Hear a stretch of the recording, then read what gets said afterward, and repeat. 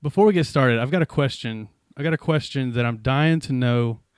Do you think that gaming foot pedals are going to take the gaming industry, specifically the Linux gaming industry, by storm? What are your thoughts on gaming foot pedals?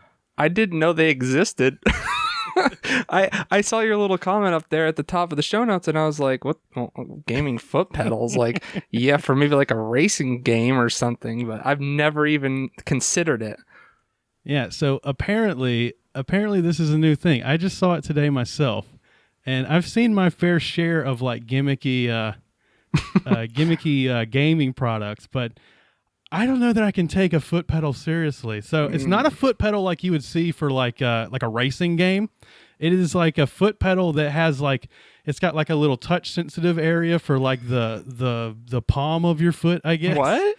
Yes. And then it's got like a sort of a button on the front and on the sides. And I guess you have to take your shoe off to use So this thing. it's like a rocker? Like you put your foot in this thing and you rock it back and forth? It's like a rocker with buttons. You know, Rocker it reminds buttons. me. Do you use your toes? You use kind of the like the ball of your foot. You know, like you. Okay, side to side.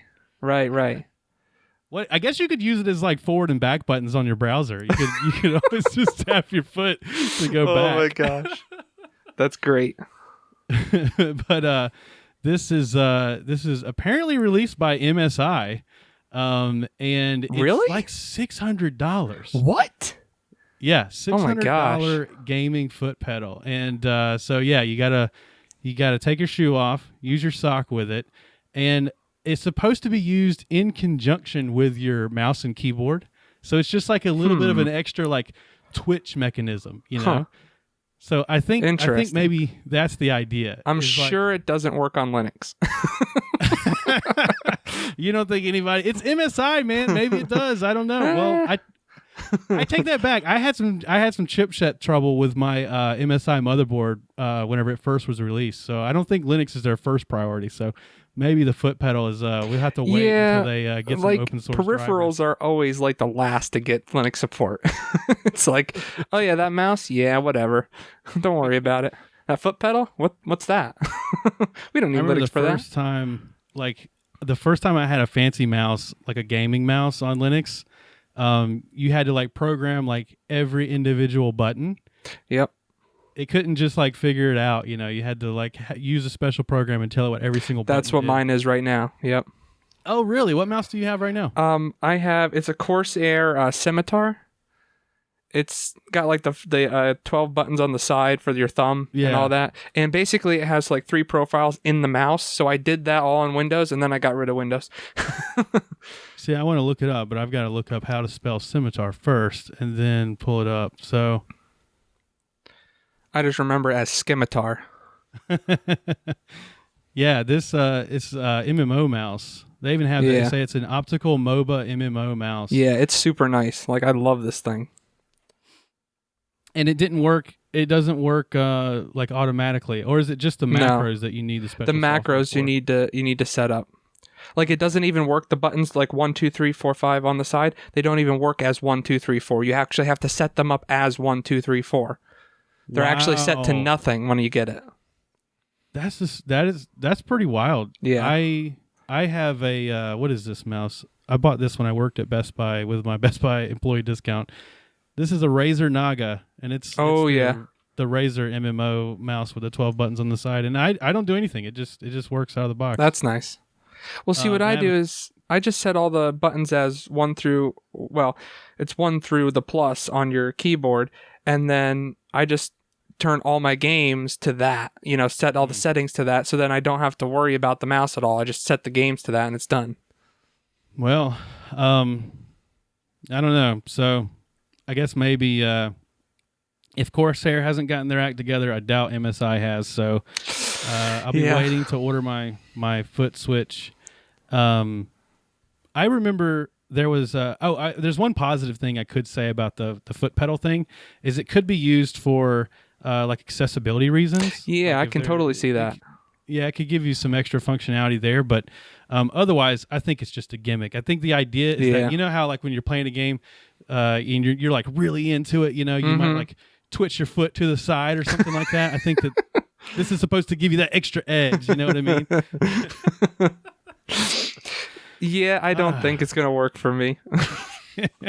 I'd be going crazy with the thing. I'd be like twitching it all over the place, screwing up, freaking jumping when I don't want to.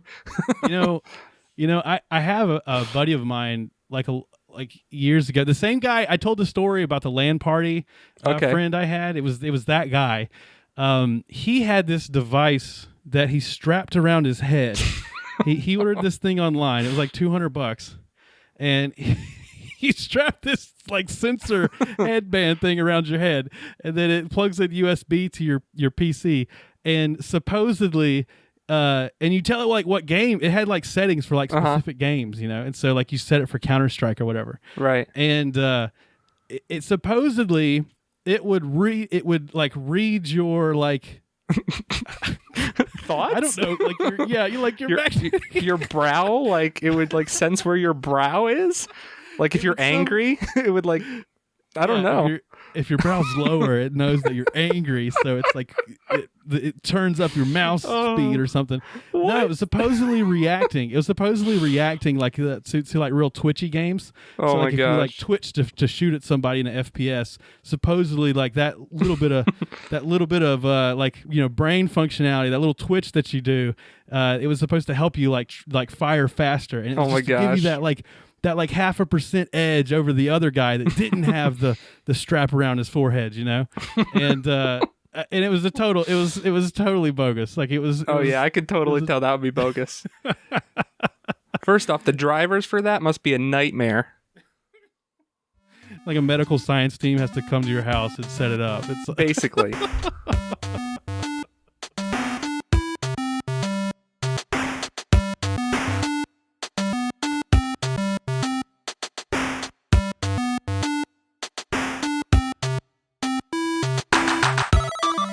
All right, well, welcome to Crowbar Kernel Panic, the podcast at the intersection of Linux and gaming. This is episode 3, and tonight is our first night live streaming this show, and we're live streaming to the Undercast Collective podcast channel.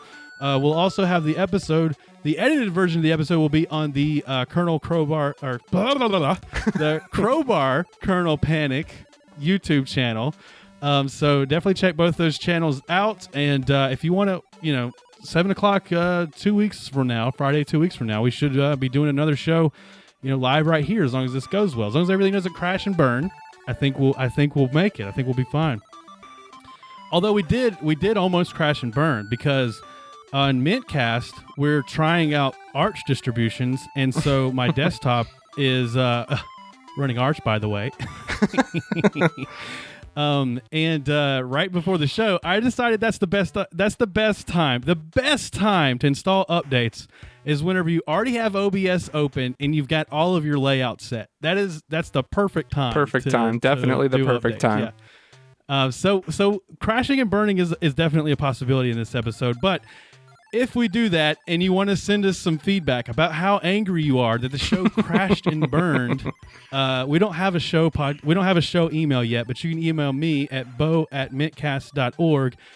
Josh, I would put you in here, but I'm not confident you actually have a Mintcast email. Yeah, I don't think I do, because I've been asking and no one has told me where to go to actually even get the email. So I keep saying I'm going to help you with it, and then we never do it. We never do it. It's all good. I'm sorry, man. I'm sorry. Every time we get together, we're doing this podcast. It's fine. I'll tell you what. 2 weeks from now, the special, the Crowbar Kernel Panic special, will be how to set up a Gmail on a Gmail hosted email service. But you can send. I set up a voicemail account. I don't have it in here, so I'll put it in the show notes. If you want to leave a voicemail, I'll put the Skype information for the show in the show notes, and you can do that there. Oh, that's cool. I didn't even know you could do something like that. Yeah, we do it for other podcasts that I do. So I thought I would do it. Oh, we got my boy Halen in the chat. He says the late 80s style quality technology. He calls the head strap the Get Good strap. Yeah, that's what it was. It's the Get Good strap. It's so good. But this episode, we're going to be talking about, we're going to finalize our review of Elder Scrolls Online and its current status on Linux. when we talked about it last week, I was unaware that they had a brand new patch coming out. So like we immediately started testing the game on Linux, and they dropped the new patch that changed everything. None of my characters had any of their talent points anymore, and so I don't know. It was kind of a good way to kind of pick up the game again because it was like everybody was starting fresh.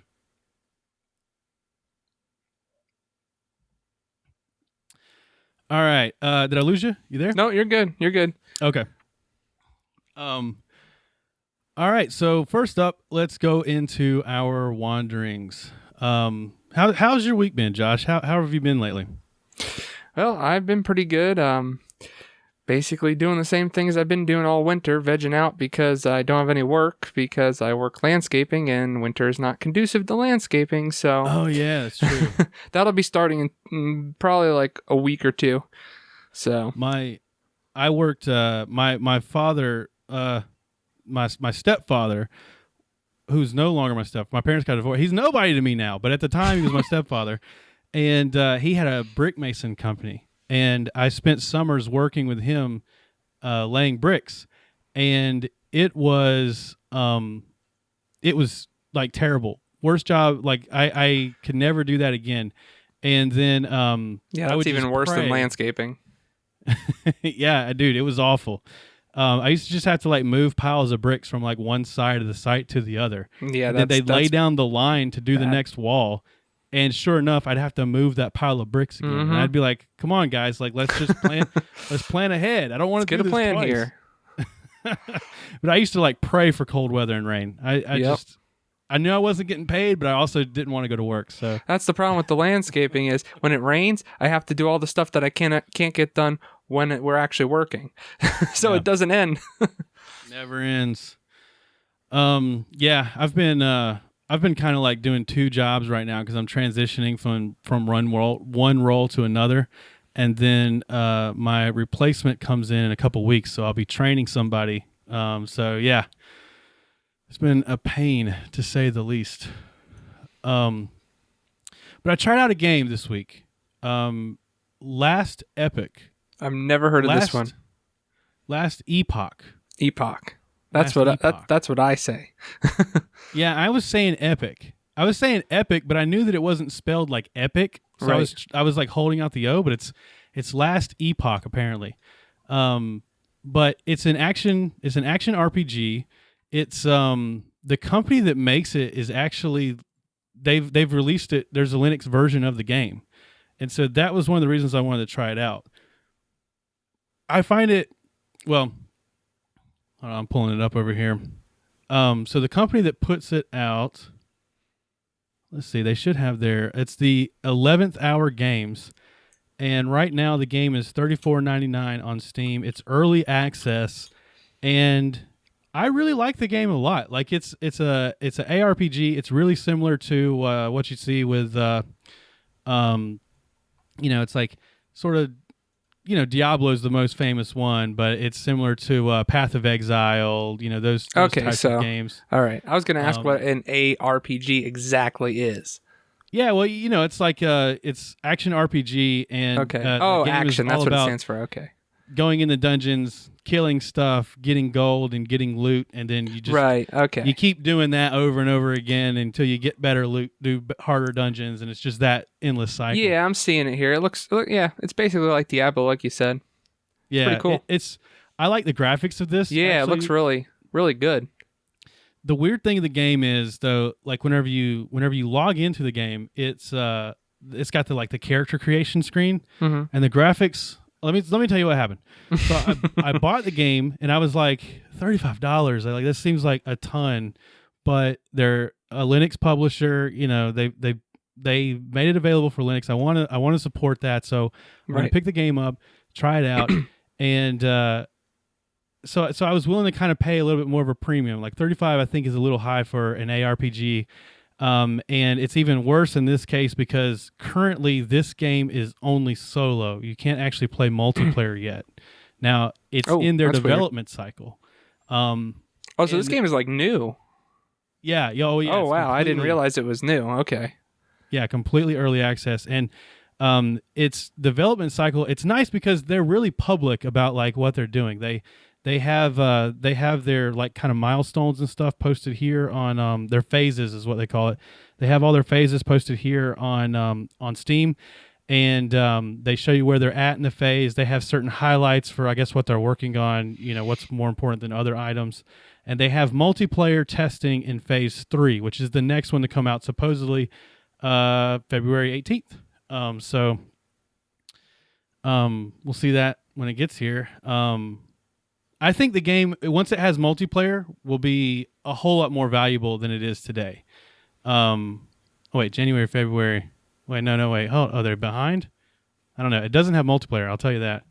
But the guy has a YouTube channel. He's posting his progress on there. He's like talking to the fans. He's pretty open about like where he's at in development of the game. So is this a team of people, or is it just this guy? I think it's a small team. It's a small team. There's a public face to it, but it can't just be him. Like that would just be too. Yeah, it'd be a lot. Too good for that. Yeah. Yeah. But there is a guy that is like the majority of the responses and stuff is this one guy. Right. He's probably like the lead dev, I would say then. Yeah. So it's hard for me to tell people to buy it at $35 if it's only single player. To me, that's the thing that's keeping me from recommending it. I think it's a $20 game as is. But I couldn't imagine spending more than $20 if I'm not going to play with other people. Right. So I don't know, but it's good enough. I'll tell you what happened the other night. I was playing Path of Exile, and I was trying it out because I know Leo talks about Path of Exile. You had mentioned it, and I thought it might be something that we play for the podcast. I tried it a little bit too. I was thinking I should reinstall it and give it a shot, and then I installed it, and I'm telling you, I didn't even leave the like starting area where you have to kill the big mutant guy. Right. I was like, you know what? I would rather be playing Last Epoch right now, and so I switched that. And every night I've been playing this game and getting a little bit further into the story progression. And so there is like a story, like that's part of the game. It's not yeah. There's no like voice acting or anything. Okay. So like the story is just told through dialogue. Okay. And the story is pretty out there for an ARPG. It's like, you know, it involves time travel, so it's like in a fantasy setting, but you're able to go to like a prehistoric age. Oh, that sounds cool. Yeah, it's pretty neat. Like you might be on a map, right? And then there's a portal that you can go through. If you go through that portal, you'll be on the same map, but the vegetation and the like a different time things are different because it's a different time. Yeah. Interesting. That sounds really cool. Yeah. I'm not positive, but I imagine that they use that in ways that like maybe you couldn't traverse this area during the time that you happen to be in, but if you use the portal and go to a different time, you know, the vegetation was different and it allowed you to cross. You know, that's right. Thing. That's cool. So it's really cool. I've also watched videos of people that have like set up different like combos and different like types. It has like a large skill tree. Not as large as Path of Exile, but it's that similar thing where it's like, you know, you can invest solely in this one skill, or you can spread that out over different things. You can't possibly have enough points to get everything, so you have to decide, you know, what route you're going to go. It's similar to Elder Scrolls Online in that you only have so many options on your action bar. Right. So even as you gain skills, you have to decide what's best for my, you know, combo. So I like that. So there's like actual choice instead of just having access to every skill, and there's really only one choice, you know? That sounds pretty cool. I'll definitely have to look at some gameplay about it. I'm not going to spend $35 on it. Not yet, at least. I say wait. Yeah. I don't know. I don't know if the price is going to change as more features are released, or like a sale. Maybe Steam's usually pretty good for sales. Yeah. This seems like the type of game that would go on sale, like a 50% or more sale. Yeah. Maybe you should watch for that for sure. Like I said, I picked it up. I've bought games before just because I wanted to support the publisher. Right. And this was kind of that case for me. Is I like the way they were approaching their communication, and I like the idea that it was just like, you know, no Proton required, no running it through Wine. It's just you purchase it on Linux, you download it, you play it on Linux, and the game runs great. The thing I started telling this story and then I got sidetracked, but when I first logged into the game for the very first time, on the character creation screen, you see your different options. And everything's gender locked. So like if you are the necromancer, for example, you have to play that necromancer. There's no like changing her hair, changing to a male model, okay. or there's none of that. You just pick that. That's what you got. That's not uncommon in ARPGs. As a matter of fact, Path of Exile is the same way. Same way, yep. I don't prefer that. I like to kind of make us, because I kind of make a similar character to myself, which is kind of cheesy, and he's way more muscular and fit than me, but he's kind of like what the person you wish you could be. Yeah, he's what I would be if I lived in this brutal world, right? Where, I can't just sit in front of my computer drinking milkshakes all day. And so so I kind of build like a certain type of character, but not, most of my friends are not like that. That's just something I get hung up on that, but most people don't. So I don't think that's a big thing for the game. Yeah, I usually go for like the totally like non-human races most of the time. Like I just like being totally different. Yeah, I like that too in a lot of games too. It has to be. It depends. Yeah, it does depend. The human, or I'm something like an orc or something like that. Right. Like in Final Fantasy, I don't like being the little potato people or anything like that. Yeah. Lalafels. Anyway, that was the first thing I was like, I don't know if I like it. And then I saw the models themselves on that screen. They don't look that great. I'm not going to lie. I even closed the game and went to the Steam where you can request a refund, because I'd only played the game for like 4 minutes, so I knew I'd get an automatic refund. The only reason I didn't do it was, and I only say that because I've been burned in the past, where I've bought like a $30 game that was made by an indie developer, and I was like, oh, I want to support it. And then when I started playing the game, I was like, oh, this is just some guy that's using he's using the basic models that comes with whatever free engine he's using, and I'm just like, this is not worth my support. Right. And I was scared that I was getting burned in that fashion. And so, but the reason I didn't was I was like, they have it available for Linux. I just started this podcast. I should do this, really give it a shot. I can talk. If it's awful, I can talk about it. And so, I went ahead and went back in and did it anyway. And I got to say, I'm really glad I did, because whenever you see the models in the world, it looks good. It's just whenever you see it on that opening screen, they just look kind of goofy for some reason. But the game is really heavily in early access, and I would rather them work on the multiplayer than work on fixing the animations and the models, although I know that is something they have that also on their public roadmap. So, what engine do they use? To try it. What's that? What engine do they use for that one? I really don't know. I could probably look that up. They don't have it out in the front on their On there, it says, Last Epoch combines time travel, exciting dungeon crawling, engrossing character customization. Well, yeah, that is true with as far as your spells and things, just not in your appearance.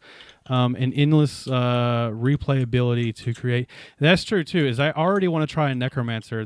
I picked the paladin archetype. Right. Because it was it was the build that I most thought I could live with, since I can't change anything. But I really wanted to make a necromancer, so I think I might play through the game again with a necromancer. I'd have to look up to see what engine it's built on. But anyway, so I give it a high rating. I want to watch this game and see where it goes, but I say wait, don't buy it yet. Let's wait and see if it goes on sale. Let's wait and see if they get multiplayer working, and then we'll see if it's worth buying at that point. Did you play anything this week? Yeah, I have been playing Valheim, actually. I got it when you got it, and I've been addicted to that game. I've been playing ESO 2, but it I didn't really think about it until I was talking to, or I was listening to a podcast. Yeah, I think I was actually listening to the Ubuntu podcast, and he mentioned that it's when he first started to play Minecraft, that's how it felt. And then I once he said that, it clicked with me, and I'm like, yeah, that's exactly how it feels. I used to love Minecraft. That used to be my game. Yeah. So I've never played Minecraft. There's obviously a generational difference between you and I, because I had never played what was the game last week? RuneScape. I never played RuneScape. I've never played Minecraft. Never once. My little sister did. My little sister played Minecraft. I watched her do it. And I've seen some cool things that have been made in Minecraft, but I've never actually played myself. Right. But I think if you're not right. a builder, it's not really you don't really like it. That's the thing. I just like to be able to just build stuff, just go crazy with it. Yeah, well, they always say it's Legos for PC is what they always. That's really say what about it is. Minecraft. Yep. Yeah, I picked up Valheim also because I knew we were going to talk about it on the show, and it's like all the hotness right now. We talked about last week how it sold like 5 million copies, yeah, I don't know. I put in the show notes. I said, "What's all the talk about Valheim?" And in the Linux Mint gaming Discord, I posted like someone's gonna have to tell me like what they love so much about Valheim, and I just didn't. It didn't click with me. But I think a big part of it is playing with other people. Are you playing by yourself, or are you playing with somebody else? I'm actually playing by myself. Like, it's just relaxing. You can just walk around, chopping trees, getting resources, building your house, doing whatever. Until you get to the second area, then it's a little bit more daring because there's way harder monsters and stuff. Like, there's actually bosses that you have to fight. There are bosses for each like area you're at, and I just got done beating the first boss, and now the second area is much harder, so I have to really work on getting better equipment because I basically have the first level equipment right now. I didn't really upgrade that at all, but so yeah, I'm working on that to beat these monsters.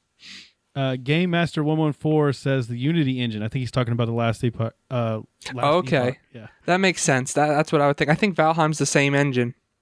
Yeah, and I've seen. I know Albion is Unity. And I've seen that games that are made on Unity are almost always cross-platform because I think that engine is optimized for that. Yep.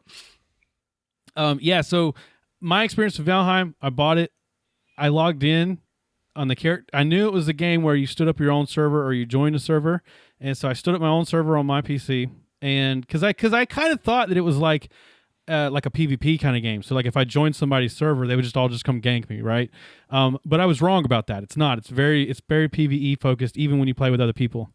But whenever I didn't realize the graphics were the way that they were, when I launched the game and I was on the character creation screen, twice in a row I'm judging games for their character creation screen. I did the same thing with Valheim. I was kind of like, ooh.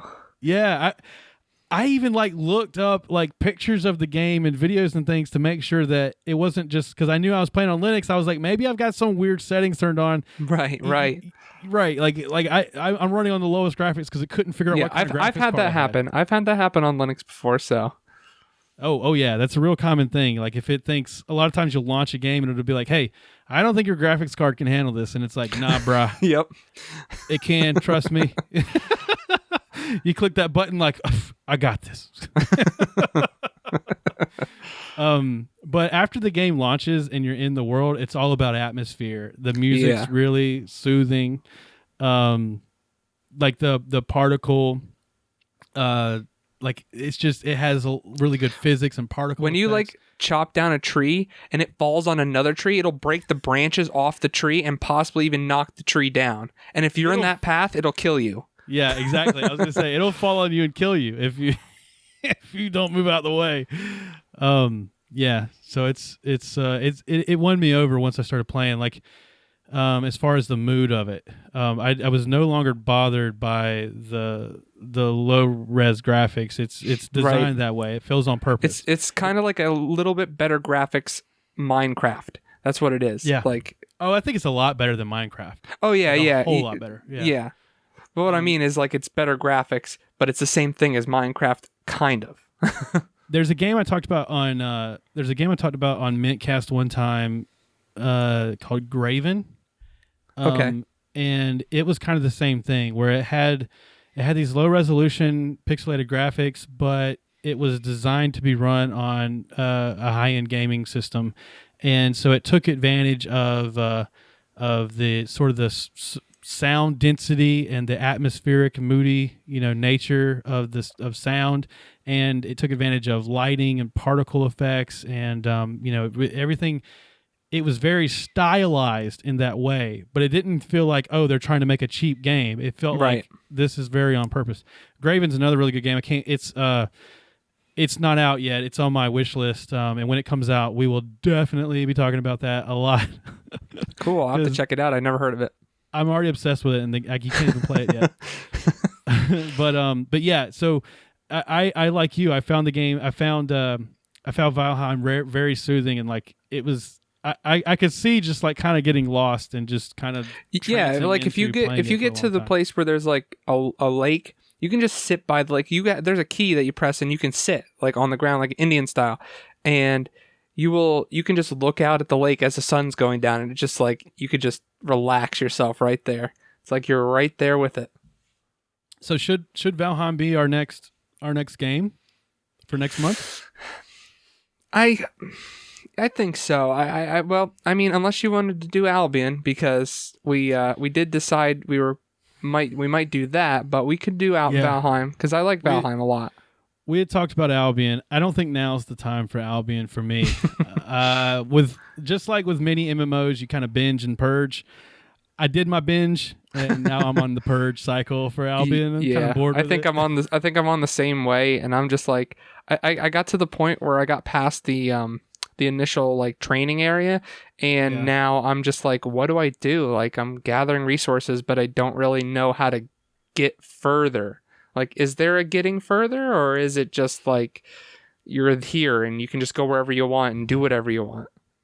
It's all about making omelets from now on. It's nothing but omelets. Omelets all day, all the way down. Now you need to make like 1,000 omelets and put them in your pack, and then just take a picture of all your omelets in your inventory. Yeah, no, it's so the rest of the game in Albion. So here's the thing: I'm not good at Albion because I can't do any of the PvP aspect of it. I just avoid that, and you kind of have to do that to do the in-game content. And so but from where you are, what you should be doing next is basically learning to craft better gear. Right. So you're probably in like tier 2 gear or something like that. Yeah, that's where I'm at. Yep. You've got to craft more tier 2 gear in order to become better, and in order to become better at that, so that you can then craft tier 3 gear. Right. It'll also require you being able to craft better tools so that you can craft the tools required to make tier 3 gear.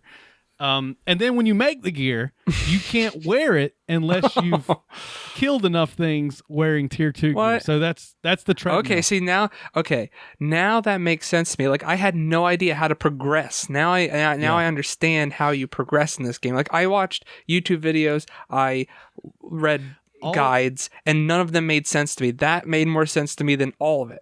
Yeah, well, that's how I play the game, and I could be doing it wrong because I watch YouTube videos about Albion, and it's like all about PvP. Or there's a lot of videos about farming. I'm not into PvP and gathering.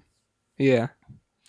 But there's dungeons you do in the world, and you can do them as single player, or you can do them in a group of 4, and so doing those will help you kill high enough, because you can't just kill anything and get better at wearing the gear. You have to kill certain level things. Okay. So if you do the dungeons, so there's tier 1, there's like tier 2, tier 3, tier 4 dungeons, that sort of thing. So if you kill the dungeon that matches your tier, you'll kill enough things that you'll be able to then carry tier 3 once you can craft it. So how do you get to the dungeon? There's a guy, so they're out in the world, and you can look on the map and see them. Oh, okay, all right. Or there's a guy in town that you go talk to, and he can give you a quest, which is the best way to do it, because then you get a bonus for doing the quest. Oh, okay. Yeah, I couldn't figure out how to do quests. Like, is there other quests other than that one, or is that just it? Like, you just do quests to get to the area that you need to get to? There's not many, but there are. Sometimes when you're out in the world, you'll see a guy with an exclamation over his head, but it's not like in like World of Warcraft or something where you go to there's like thousands of quests. Yeah. Yeah. No, it's just spontaneous. To give you an example, I started playing again when we talked about it on the last episode. I had been playing for a couple weeks, and so now a couple weeks now have passed. So I've been playing for more than a month since I came back to the game. Right. And I've not done a quest the entire time. Oh, man. I mean, I'm making that omelet. I've done the dungeon things where you go talk to the guy and go do the dungeon, but yeah, okay. See, I didn't even do that. I didn't even know about that, so I'll have to try that just to see how it is. Yeah, that's to me that's my favorite part, is doing that. Yeah, because like RuneScape has that kind of thing where you go to the dungeon and you like gather resources and all this crap, and you fight certain people, and then you get to the end where there's a boss and you fight him. Basically, is that how it is? Yeah, that's exactly how it Okay. is. It's like two So bosses. I There's a could get boss in the get middle. behind that. Yeah. And I think both you and I would enjoy Albin if we played together. Yeah. But playing by myself, I log in, I go to my farm, I pick up whatever grew overnight. I was going to ask you about this farm thing. Like, how the heck do you get this farm thing? I figured out about that. You only get the farm after you've signed up for 1 month of their like premium. Oh, okay. Yeah, I read that. I read something about an island you get if you do the premium thing. Yeah, that's where the farm is the island. Okay. I think that I've had the game so long that was not a thing when I first did it. But that being said, you don't have to buy premium with cash. You can buy it with gold, and you may already have enough gold to buy it. Well, I'll have to try that then. Yeah. That's cool. Yeah, but for me, that's where I've spent 99% of my time because I basically do my farm. I play Farmville, right? Like this is basically the Facebook game Farmville, just in 3D form. And then I go do the dungeon, and then I'm like, well, I don't know what else to do, so I guess I'm logging off and I'll play Last Epoch. And the only reason I'm playing right now is I still have like 15 days of premium, and then whenever it runs out, you feel obligated at this point. Yeah. Yeah, so my vote would be that we don't do Albion for the next one. All right, that's fair to me. And the group of people that we played ESO with also plays Valheim, so maybe we can. Maybe that's the best. Yeah, I think you can get up to 10 people on a server on Valheim, which seems to be like perfect for me because like I hate when you go on a world, there's 100 people there and everyone's killing everyone else or everyone's like claimed a spot and you can't take it and it's just like, no, I can't stand that. So I'm glad they only did 10. I've never played this type of game. Like I never played Minecraft. Any games like this that I played where you kind of like were dropped off naked in a world and had to build a hut and stuff. I did at LAN parties, so it was like a kind of a one night kind of thing. I've never like done this like long term. That's where the game gets interesting is the long term because like once you beat the first boss, you get the ability to make a pickaxe. So then you can dig. So then you can make like, tunnels and whatever you want, and then you can get rocks and stuff, which helps, build other things. And you can break boulders, which is a pain in the neck because the first house I built there was a freaking boulder in the middle and I couldn't take it anymore. So the first thing I did when I got that pickaxe was destroy that boulder.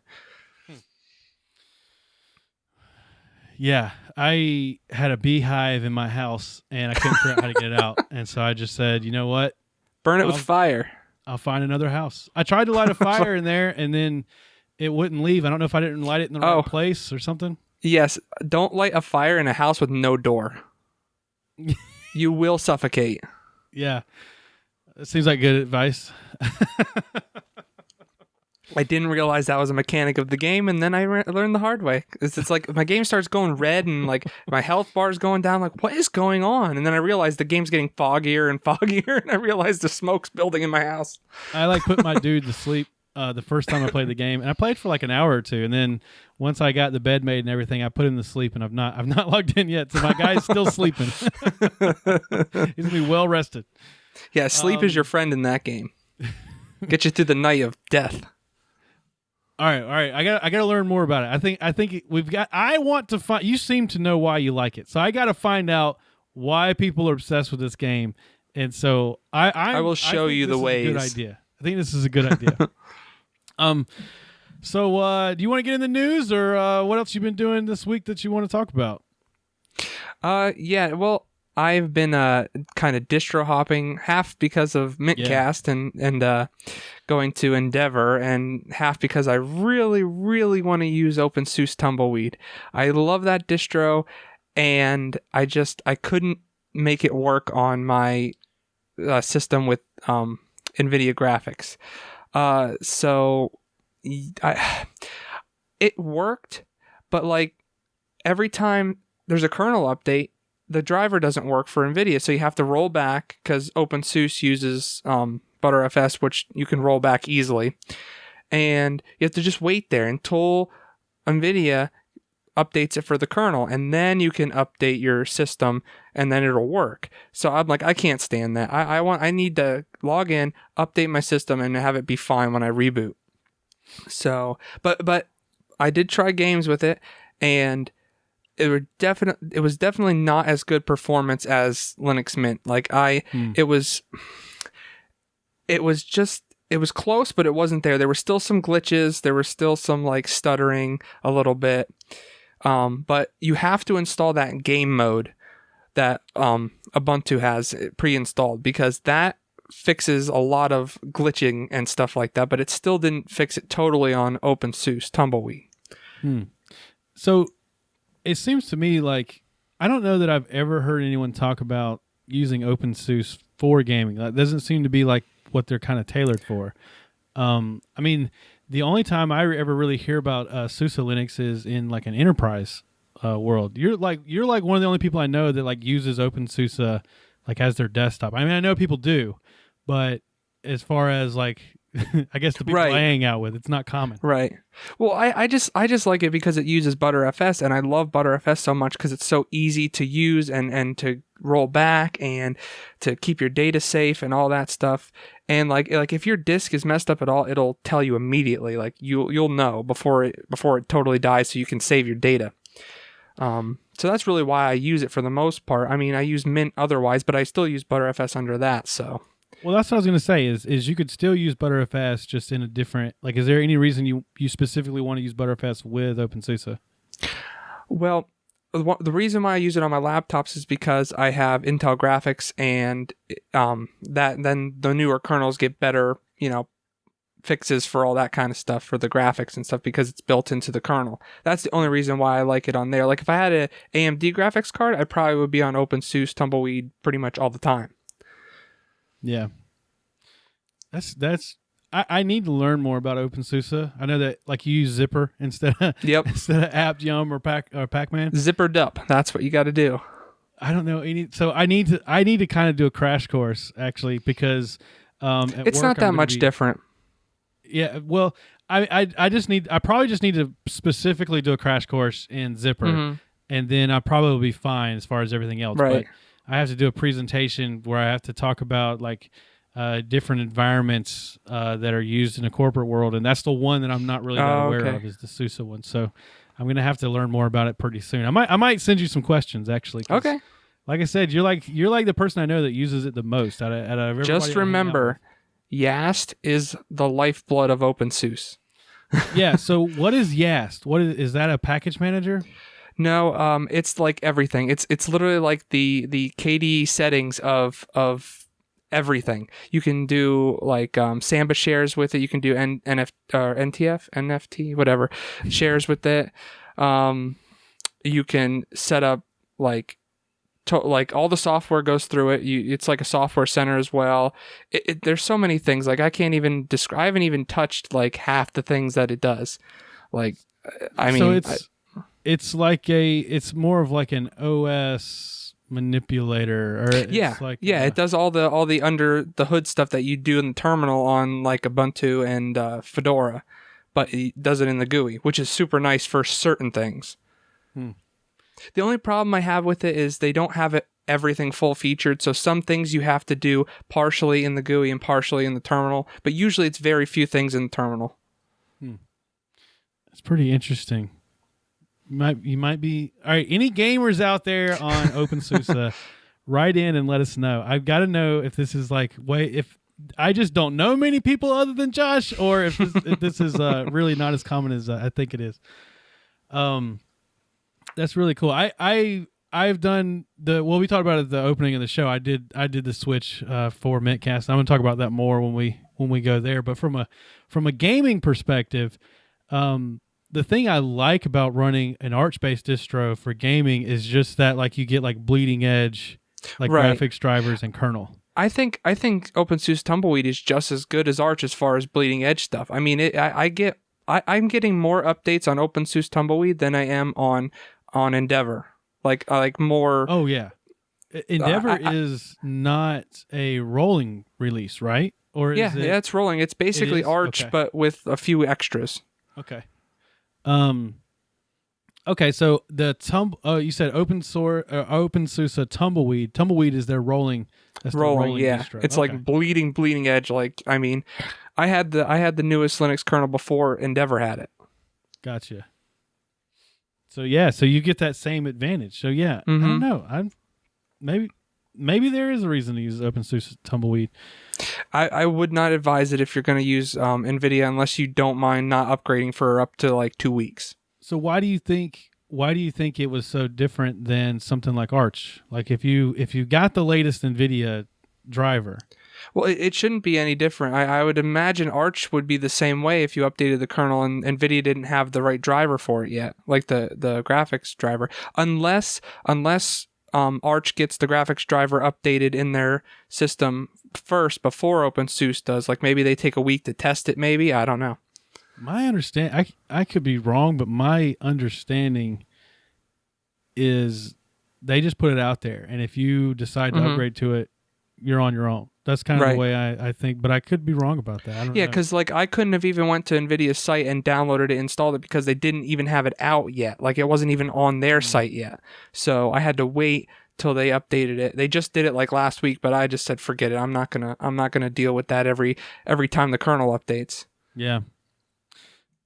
Yeah, I don't know. I tried doing. I'm going to talk about this on Mintcast, but I tried doing Endeavor, and I had similar trouble to what you're describing.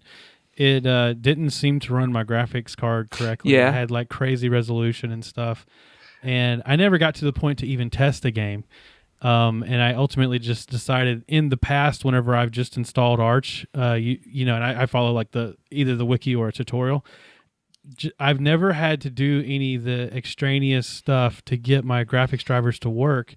And when I went to Endeavor, I Googled the error I was getting, and there was all these people that were describing how to fix it, but it just seemed like these steps are more difficult than just installing Arch. And so I just went through the the steps take longer than installing the whole of Arch. Right, exactly. I'd rather just start over than to try to fix this, basically.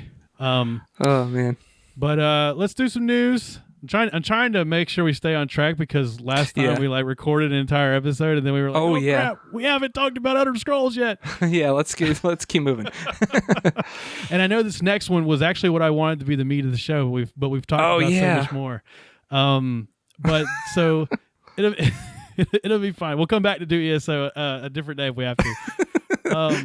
Episode 53. We're gonna do ESO eventually. So Nvidia versus Radeon CPU performance specifically, and we have a link to this article in the show notes. The article, or it's a video rather. Nvidia has a driver overhead problem. GeForce versus Radeon on low end CPUs. So I thought this was fascinating. I really enjoyed the breakdown. Let me see. I'm going to click the link so that I can give out the guy's YouTube channel. Although is it Hardware Unboxed? Is that what it is? I'm pretty sure that's what it is. Hardware Unboxed. Yeah, he's like one of the best people to give you like freaking detailed information on anything hardware related. Just skipping through some of the video just so I can show some of it, but I don't want to show too much. Yeah. But he goes through and he compares several different Ryzen chips, Intel chips, and then how they perform on AMD, how they perform using the Radeon graphics drivers versus the Nvidia graphics drivers. And in many cases, using a older Radeon card, but with a lower end CPU. And by lower end, we're saying like my CPU, like a Ryzen 7 1700X. Right. Or my old one, the 58 or 5600. Or sorry, the 2600. 2600. Yeah, the 56 is your new one. And you could see, but it's good you brought that up because you could see the types of performance increases that you saw by switching CPUs. Right. Just by switching to an older Radeon card. Yeah. And this is... I could have easily gotten like a 580 and probably kept my CPU and got the same performance gain. Right. Which is crazy.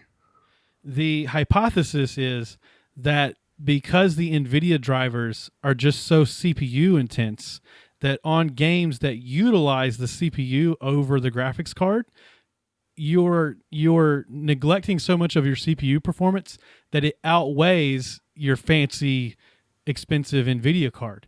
So in games like Elder Scrolls, if you play a lot of MMOs, this is probably true for almost every MMO. We talked about that last week about how upgrading your CPU improves the performance on MMOs because they're so CPU intense versus being graphics card intense.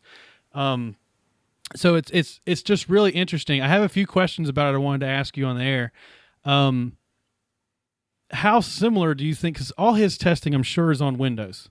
So how similar do you think the NVIDIA graphics driver is on Windows compared to how it is on Linux? Truthfully, I can't answer that because they're all proprietary, and I mean, you don't know what's inside. It's just you just got to trust that they do it right, and obviously they don't on Windows. So why would they do it right on Linux? Yeah, let's see. In his, I should have kept that tab open because in his, he actually links to some.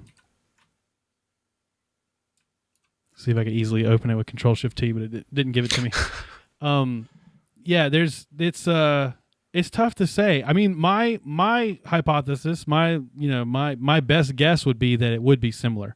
I think NVIDIA drivers, if you look at the NVIDIA 460 driver running on Linux, it's probably less overhead than what you see on Windows, but that probably just has a lot to do with Windows and not necessarily the most driver. of it is Windows, most likely. Right. But then you have to also take into account when you're doing graphics that are Windows games, that are Windows games on Linux, you have to take a little bit off the top for the CPU performance because it's got to convert those DirectX to Vulkan. Yeah, that's true. And that's getting better every day, but that is still true. Yeah, for sure. You kind of have to overperform a little bit on Linux anyway in the first Learn place. that the hard way. So the truth is this article, based on that, this article could actually be even more true for Linux gamers as opposed to Windows gamers. Yeah, I would agree with that. You may see an even better performance on Radeon. I would think it would even be better because one, the AMD drivers are in the kernel, so they're open source. People are going to see them. They're going to fix things. They're going to make it optimize as much as possible versus NVIDIA, which you don't know what's in it and you can't do anything except for install it. Yeah. Another thing we should point out, and they point out in the video, is that it's still true that if you're playing a game that's like a single-player game, single-player, non-Valve, very graphic, you're playing Crysis, right? Like very graphics card intense.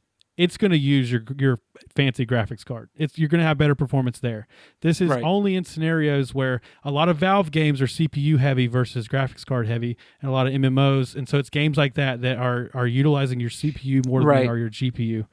But it's still, and I think, and it depends on the resolution you're playing at too. Like 4K, this doesn't affect at all because you're pretty much graphics card limited at that point. When you're playing 1080p, that's when it's going to be more CPU intense. Yeah, no, that's a really good point too. I really found this interesting, and it just makes me want to get a Radeon card. Me too. My view on this is like, if this is true, and you were graphics card shopping, well, for one thing, you're not doing it in 2021. We're all going to wait till 2022 to buy a graphics card. But if you were graphics card shopping right now and you had the money to buy a high-end card, to me, this only means that high-end Radeon cards are probably better performers on Linux than high-end NVIDIA cards. Yep. Because this comparison is between a high-end NVIDIA card and we say low-end. It's not a low-end Radeon card, but low-end to the PC master races of the internet kind of low-end card. In that comparison. So it just means and it doesn't matter what CPU you use. You can use Intel, you can use AMD. It doesn't matter. They all had the same result if you use the same performance level CPU. It would always end up that the Radeon did better than even the 3090. The Radeon 5700 XT would do better than the 3090, even on AMD, on anything that was lower end, CPU wise. I actually, I'm building that PC for my younger sister. Oh, I got news on that, by the way. And breaking news. Yeah, breaking news. So I'm planning to build her a PC, and my original plan was that I was going to order like an office PC online that didn't have a graphics card, probably had kind of low RAM, but had a good CPU and motherboard that we could use to then, add a graphics card, add RAM to it, and a solid state drive. I'm trying to keep it under $200, right? And obviously using parts I already have. I don't think I could do it if I didn't already have parts.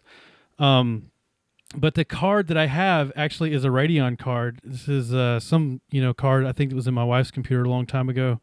This is a RX 460. So I'm wondering. So since she's going to have kind of a low end CPU, I'm wondering if this is the best option for that situation. But I kind of decided I wanted to do a Radeon card because of this article, and I know that she's going to have a low end CPU because she's basically getting hand-me-downs. But the news I have on that is I spoke to my dad today, and he came across, fell off the back of a truck. No, I'm just kidding. He has a bunch of old PCs that he upgraded for a business, and they were just going to recycle all the old ones. And so in his garage, he said he's got like 20 PCs that I can go look through. Oh, wow. And so I'm going to see what parts I can get out of there to build her PC. But Franken PC. Mean, low-end CPU, I don't know. This just more and more, I'm just thinking that because I'm a Linux gamer, I should have chosen Radeon. Yep, I say that every single day. I don't know why I bought this one.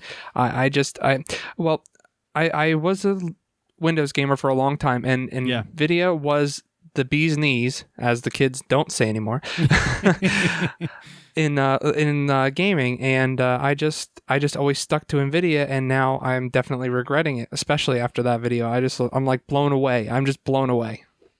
Yeah.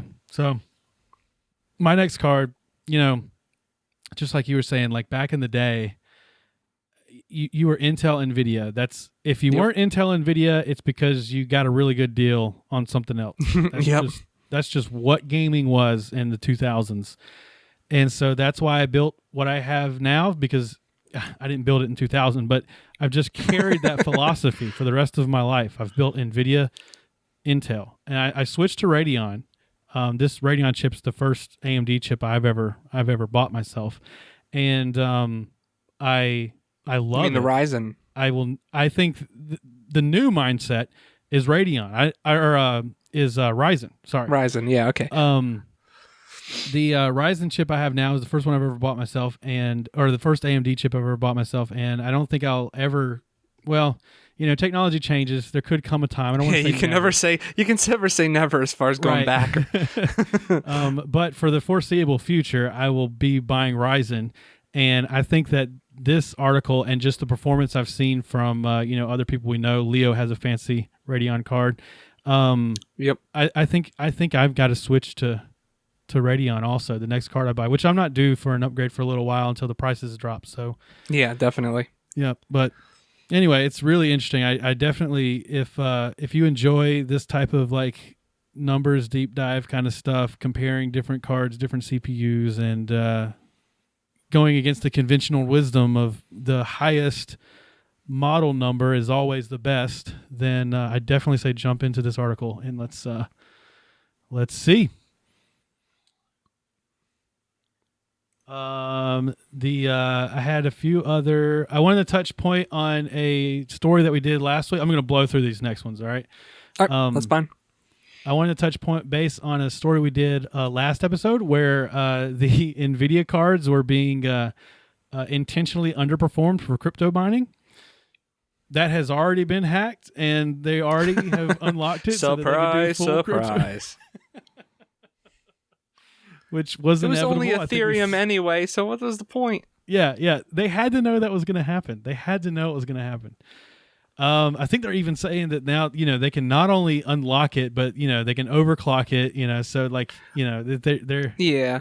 I saw another good video that talked about that and how the reason behind why they did it. It wasn't for consumers at all. It was because they want to split their business between their mining GPUs, which they're trying to get out, and their gaming GPUs. That's it. That's the only reason. It was all money. It's always freaking money. Well, even if it had been for the consumers, it was somehow going back to like no matter what, it's all money for sure. But yeah, I think you're right. Is they're trying to keep these two markets separate for their financial gain, gain. Yep. I also Doom Eternal has released a second campaign DLC, The Ancient Gods Part 2.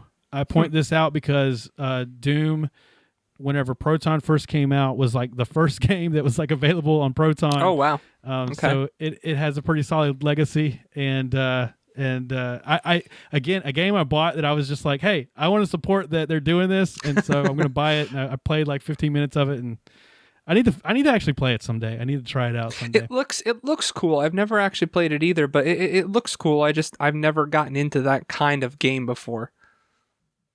Oh, it's super brutal. Like it's got really good music, and I watched. There's like a mini documentary about the making of the music, and it's amazing. It's like made by this like one genius guy, and he's like using instruments that are not supposed to make the noises that he's making them make. That's cool. But it just suits the atmosphere of what Doom is. It's just over the top, killing demons in like extreme ways. Yeah, with chainsaws and all this other crap. Oh yeah, it's like it reminds me of. It reminds me a lot of that game. Crap, that was on Xbox. It was like the Xbox first game with the guys with the chainsaw guns. I can't think of it. About oh man, I cannot think of the name of that game. I want to say Max Payne, but it's not Max Payne. Nope. Oh, funny story about Max Payne later, once we can remember this game. Gears of War. Okay. That's it. Yeah. That's actually it's kind of like that, but way more brutal. Because they had all the brutal weapons. They had like the chainsaw guns. Oh yeah. Yep. But anyway.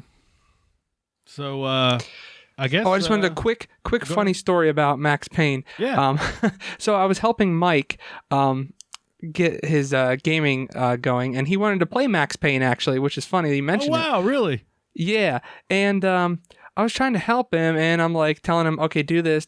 You know, you got to set up Proton and all this stuff and whatnot. And he gets everything going, but I also told him to do the game mode run and then %, command %. I told him to do that, and he couldn't. The game would not load. He tried multiple other games; they wouldn't load with that option. He deleted that option; they all ran. So, not all cases that is the best option to use in Steam. I think it could be because he's on Mint 19.3 and that game mode might not be installed on his system. So I'm thinking that could be it, because I think that was in 2004 Ubuntu. But that was kind of interesting. I was like, wow, it was supposed to improve performance, and it just totally didn't let the game start at all. Yeah, it's one of those things where like there's just too many for them to know all. Like they can't make it work for everything. So did he finally get it working? Did it work? Yeah, it ran and everything was fine once he got rid of that option. Yep. Because we thought it was weird because Max Payne is like platinum on Proton DB. And I mean, I was looking through the comments and everything looked good. It wasn't like sometimes they have platinum and it doesn't work right. But this looked good. So, well, he got it working, and I'm glad I could help him. But I was like kind of mad at myself. I'm like, why didn't I just tell him to run the game without any options first and see if it worked? I always try it with no options, and I add the options if I need them. I learned the hard way. Bash my head against the wall until I break it. All right, I'm pulling Elder Scrolls Online up on Proton DB, and so we can. I thought you mentioned last time that we should include the Proton DB, like comments and rating and all of that, as part of our review, and that's a really good idea. So we got to play the game a little bit together. We did some dungeons with some friends of ours. And it was a lot of fun. It was a lot of fun, and it ran excellent on Mint 20.1. It did. I was also on Mint 20.1 at the time that we did that. So it ran perfect. I think it runs just as well on Arch, but I did have a different experience during the install. So I wasn't planning to reinstall the game. That won't be like part of the future reviews or anything like that where we, and we try it on Mint and then we reinstall everything and try it on Arch. I'm not going to do that every time. No, that's going to be too much. It was just coincidence because we're doing this Arch episode on Mintcast. But honestly, I'm not changing my computer again until I have a reason to again. I'm going to keep it this way. So the next games we review will probably also be this setup for me. But during the installation, I don't know if it's because of the new update of the game launcher, because they did have a major update to ESO right after we did our first review and our first installation. And so I don't know if it's related to that at all, or if it's because I am installing it a different, on Arch on Steam this time. I kind of suspect it has to do with the update of the launcher. I'm not sure though. But whenever you get to the screen where it asks you where you want to install the game, it was red and it told me I didn't have enough space. It said I only had 15 gigs available. Right, and I got the same thing that happened to me. Yeah. Both times I installed it on Mint even. Right, and I did too. So that's another thing I wanted to point out is that error message was not new, and I've seen other games do that as well. I'm guessing that whenever you do a Proton installation, Steam's doing some weird trickery where, it's making the Wine hard drive or whatever. I don't know enough about how Proton works. But it's pointing it to the folder that Proton is installed in, and it sees that, and it thinks that that's where the game is trying to get installed, and it's like, whoa, this is only like 2 gigs or whatever, whatever it decides it's going to be. And I even edited. I went to the folder, and I found like an install script as part of my Steam installation, and I edited that, and I even found I didn't know what the variables meant, but I found a variable that looked like it was plausible that it might be the size of that like allocated space, and it was set to 15. So I was like, oh, this is it. I'm just going to change that 15 to like 30, and then go back and try to install it, and it'll go through this time. But I made the change, and it still said 15. So whatever I changed, and I have no idea, whatever I changed did nothing. You just improved the game by like 15 frames per second. You don't even know it. I set my 15 really meant like no limit, and now that I've set it to 30, it's like, oh, there is a limit. So now my frame, if my FPS is always at 30. So it wouldn't let me get past there. It kept saying you don't have enough space. And in the past on Linux Mint and on previous versions of ESO, I've just clicked next, and it's just installed anyway, even though there wasn't enough space. That's exactly there. What I did. Both times I just push next or cancel and come back to it, and then it just keeps going. But it wouldn't, and I don't know if it has to do with the new installation or if it has to do with the new update, but it gave me an error message, and when you clicked OK, and it was doing that thing where the message would come up and it would just be black. I couldn't actually read it. That happened to me too. Yeah, but I'd click OK, and it would just close everything. It would never go past it. And so I was on the Glorious Egg Roll Proton, Lord and Savior Glorious Egg Roll, and that didn't work. So then I switched to like the default Proton that came with my Steam installation. That didn't work. Same error message. And now then was that the 5.13? I don't know what it was. Or experimental. Experimental, I think, is on by default. Like if you just turn Proton on, experimental is what it installs. That's right. It was called like experimental or something. Yeah, right. So then I just remembered that there was a time period where I had the game working on 4.11, and so I was thinking, well, what if I just revert back to 4.11 and install it that way instead, and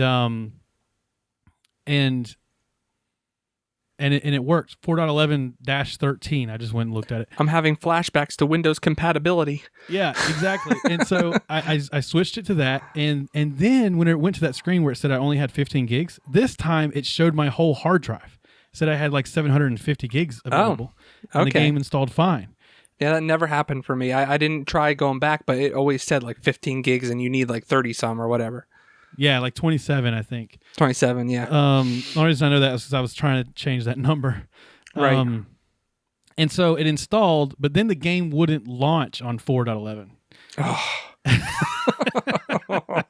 But all I needed it to do was to get past that. Now the files are there. And so I just went back and I switched it back to the Master Proton Glorious Egg Roll, and now the game runs fine. Everything works just like it did before. So like I said, I don't know if that's like a new hurdle that we've got to jump through because of the new version of ESO, or if it was just something weird with my installation this time. But if for some reason you get that message, try my trick. I have also read on I'm reading a comment and I saw 4.11.13 in the comment. So I'm going to read this comment in a minute and see if it's related to what we were just talking about. But I have also read on Reddit that with the 15 gig error message, just keep trying it and eventually it will work. That being said, I think I tried it like 8 or 9 times. Like I didn't just try it once and then say, "Oh, well, I'm going to write a script that just keeps going until it installs." Yeah, so you try it and you have to close it, relaunch it, try it, close it, relaunch it, and you just keep doing that, and eventually it will work. Yeah, someone on Reddit said that. Yeah, I can't remember if the first time when I installed it before the big update it happened or not. I don't remember. I wish I could. I know it happened to me twice, but I've been distro hopping so much I don't remember. Yeah. So this comment has nothing to do with our situation. He was saying that he gets very frequent random crashes after the Flames of Ambition update. That is the update. The Flames of Ambition is the most recent update. Usually about an hour or two into the game. So I actually have not played because the night that we played. No, that was Flames of Ambition. The night that we played together. Mm-hmm. Yeah, we played way more than 2 hours. Since then, I've played more than 2 hours at a time, and it's been fine. I haven't had any crashes at all. Yeah, me neither. But I haven't tried more than 2 hours since I switched to Arch. So again, it could have something to do with, the different. Does he say what system he's on or what distro? Yeah, he's on Fedora, actually. Fedora 33. Okay, well, that could be a problem, too. Like, every distro has, its little quirks, so that could be something to do with it. He's on a Ryzen 5 1600 with a 1660 GTX. He has a similar build. He has a similar setup to me. And then he says that those crashes are still present while testing with the 4.11.13 version, as well as the latest 5.13-6. So, try Proton, Glorious Egg Rolls. Try that. I guarantee it'll work. Yeah, sometimes they put in here if they're using, because it's so popular that a lot of people say, yeah, but he hasn't mentioned. Yeah, so I don't know. It's only got a gold rating, which is good. I mean, a gold rating means that like it most likely is going to work for you. So what did you think of the game itself? I thought it was excellent. Before I played with you guys, I really didn't play that much because I was so used to playing Elder Scrolls 5. Sorry, I can't think of the name of it. Skyrim. Yeah, there it is. And then I started playing ESO, and I just didn't I just didn't get it. It wasn't the same. I thought it was going to be that, but like multiplayer. And then once I played with you guys, I really got the hang of it because everyone kind of helped us. My wife and I, we both played with you guys, and it helped us out a ton on figuring out how to do things with it, how to actually play the game correctly. Yeah, I really like it a lot. It's one of my favorite MMOs. When I tried it for the very first time, I only ever played it with that couple that we were playing with. I mean, I say their name on other podcasts. I don't care, Graham and Sammy, but I've only ever played with them basically. And so they kind of showed me the ropes right away because they've been playing for a long time. And then a guy that works with me, I convinced him to play the game. And he's just one of these people that is just like, whenever he starts a new MMO, he starts listening to podcasts about it. He starts studying it. He's like figuring out what he's going to play. And like he automatically surpassed the three of us, like in knowing everything there was to know about this game. And so he started giving me advice on different things I should do to better my character and stuff. And I really like ESO better than a lot of MMOs in the sort of like, if I were going to play an MMO solo and I just want to like just focus on the game, I'm not listening to a podcast in the background, I don't have YouTube playing on another monitor, I just want to play the game, read the quest text, or in the case of ESO, they have great voice acting for every quest text. Yeah, it's excellent. I don't know how they can do that. To have as many quests as they do, and every single one of them is voice acted.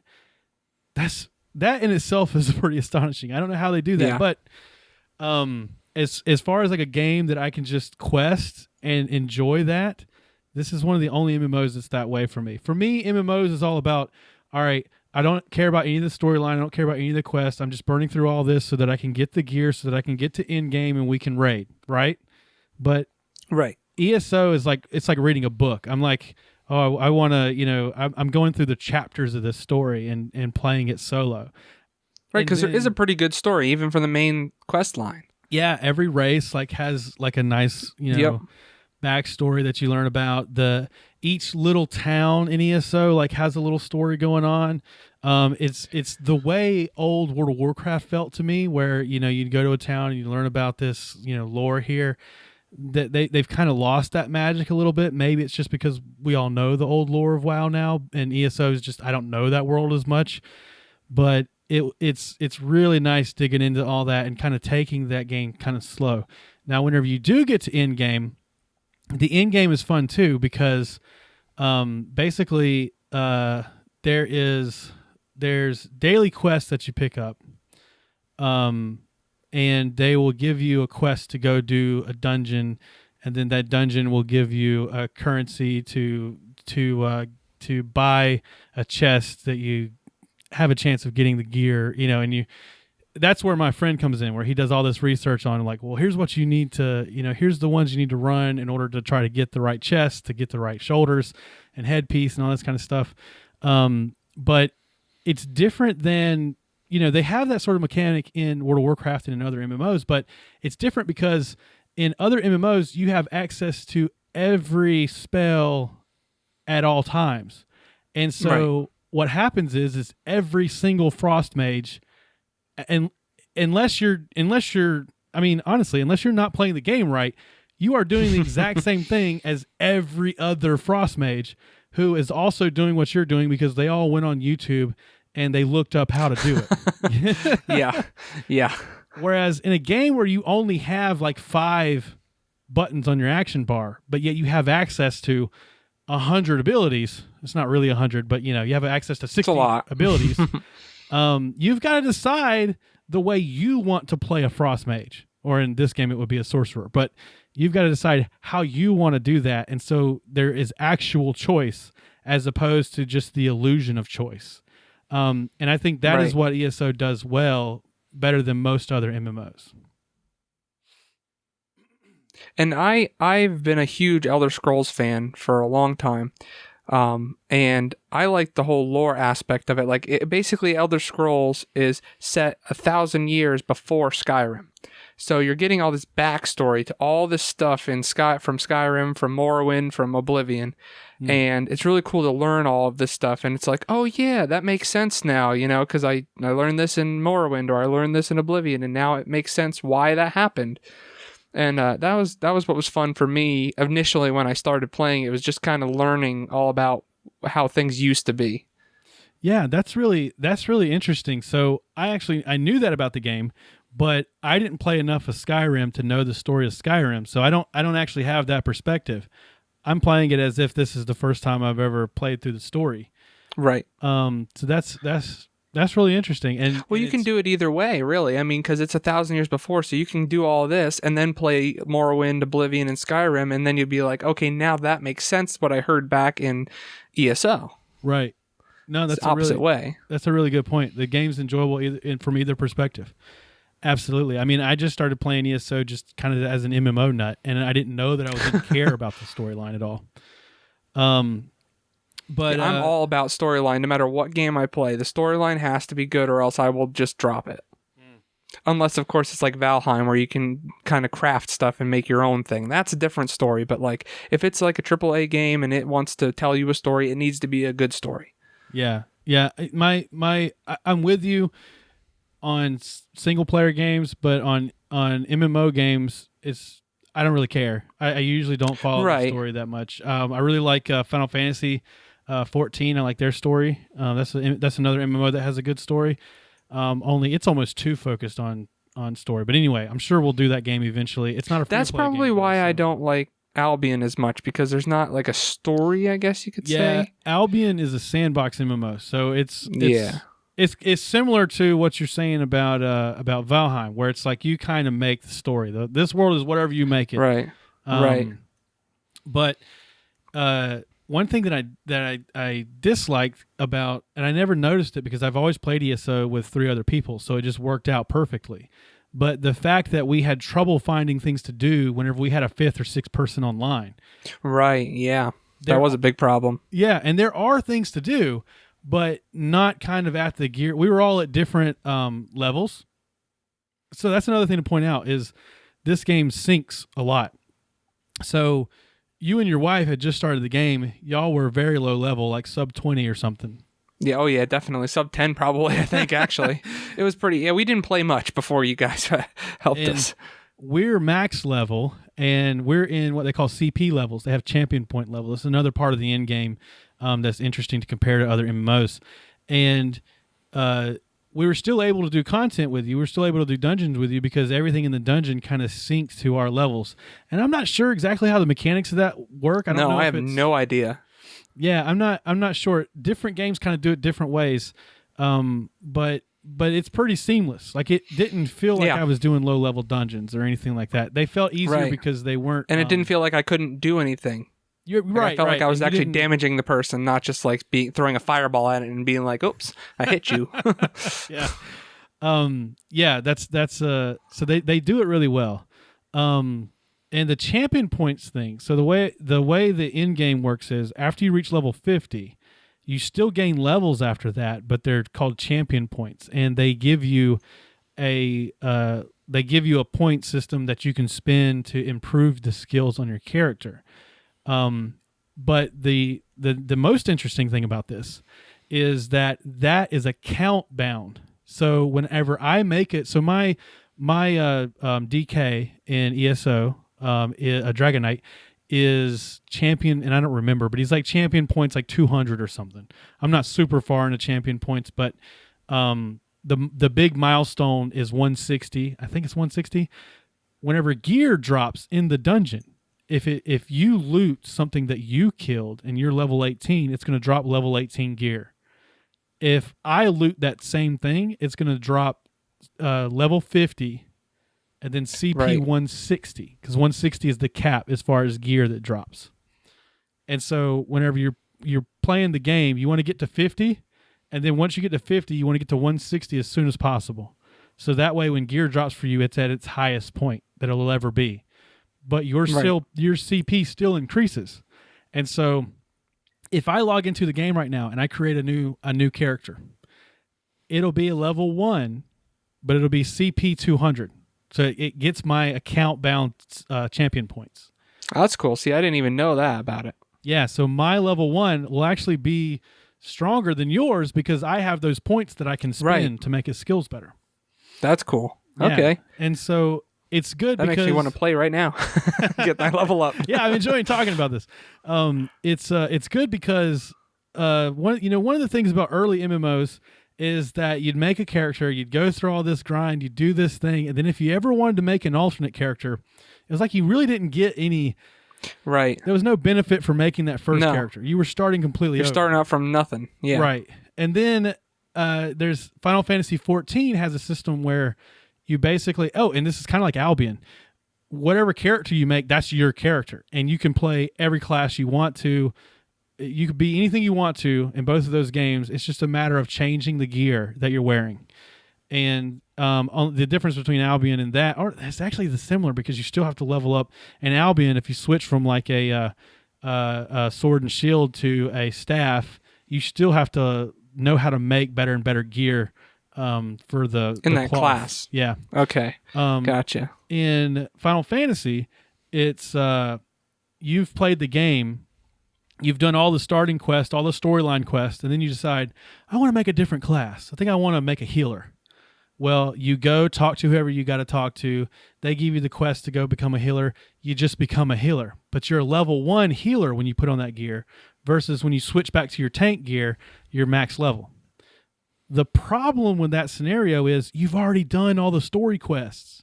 So you have to find other ways to level up your character, either going to zones you didn't go to, or they have like daily quests. There's lots of different options, but it's a little more challenging to have an alt. There's only so many alts you really want to have because it gets harder the more quests you do. Right. You get less and less opportunities. The neat thing about ESO with this whole champion point system is you're starting a new character. It's going to go through the story quests and all over again, but you still had the benefit of playing your first character because you had the champion points. So it's a really good balance to kind of both systems. Yeah, that's cool. And every NPC levels with you, so it's not like you're fighting these like, level 1 NPCs and like just slaughtering them. Yeah. Yeah, no, it's a good game. It's a really good game. The things that I don't like about it is I'm okay with the combat, but there's some things that irk me about the combat in ESO.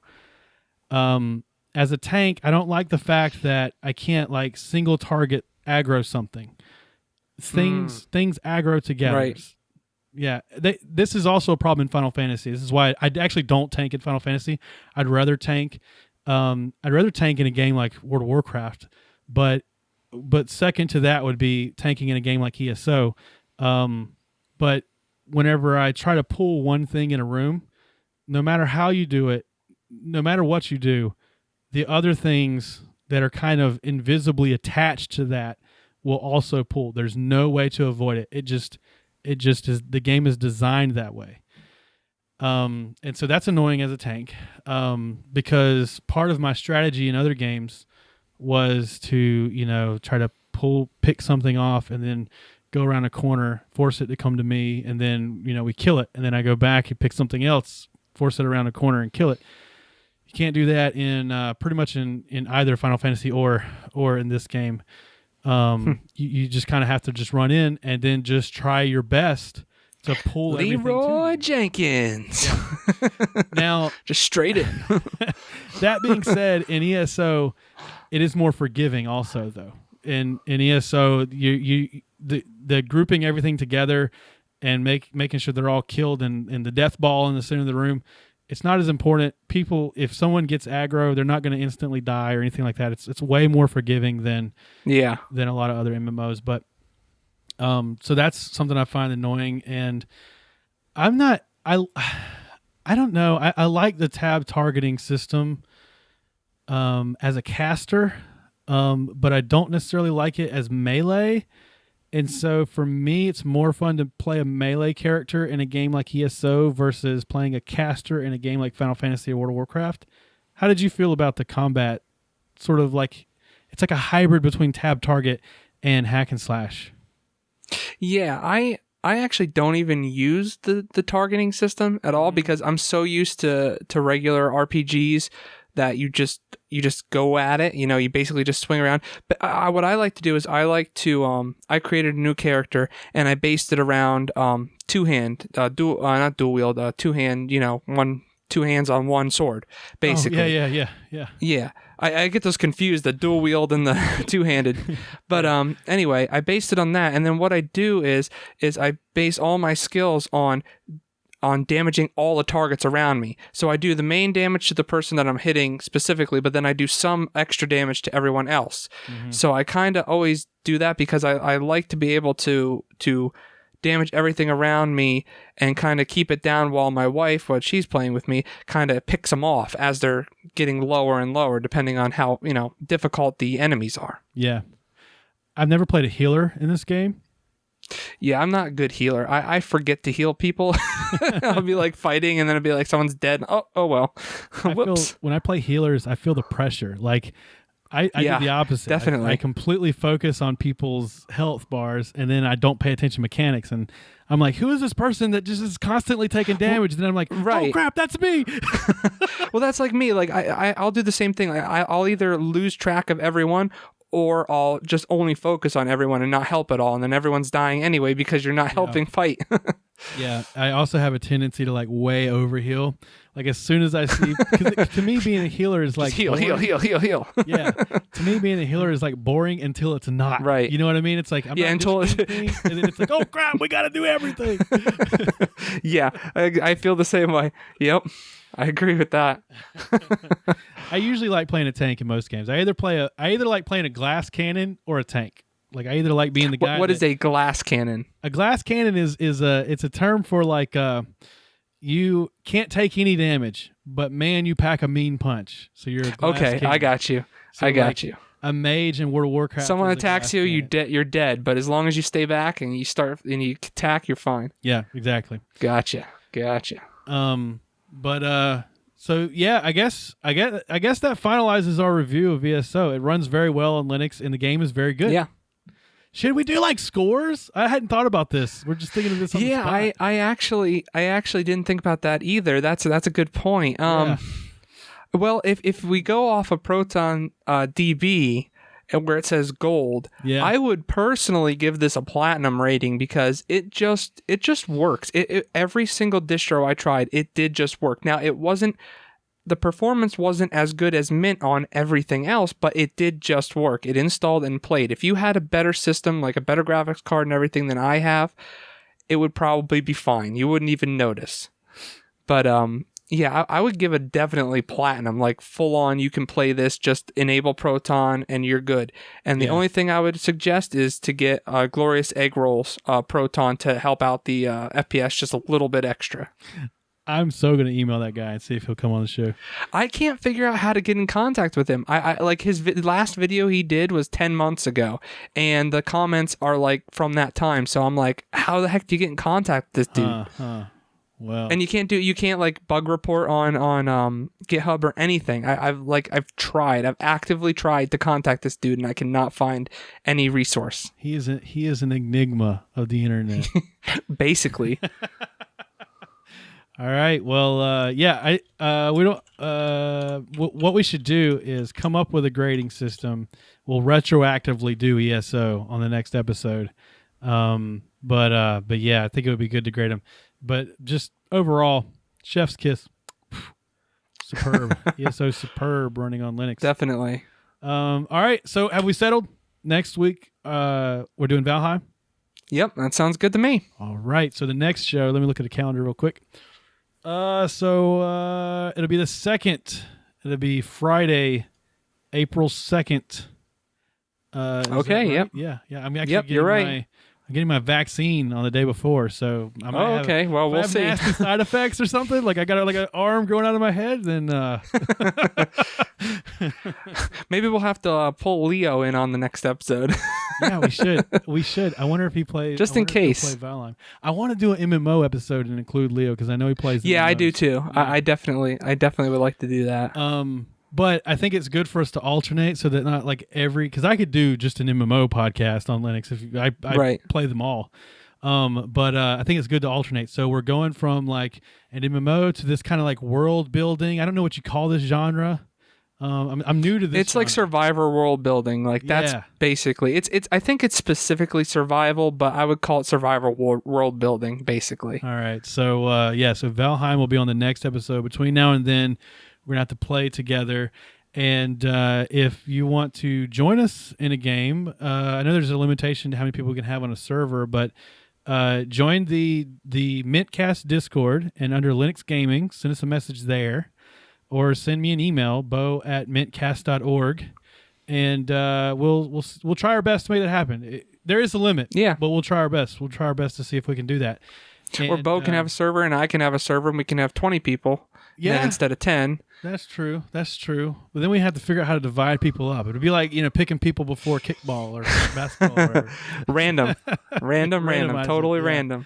All right, well, thanks for listening, and I'm going to go ahead and end the show. We'll see you guys in the next one. Yep, see ya.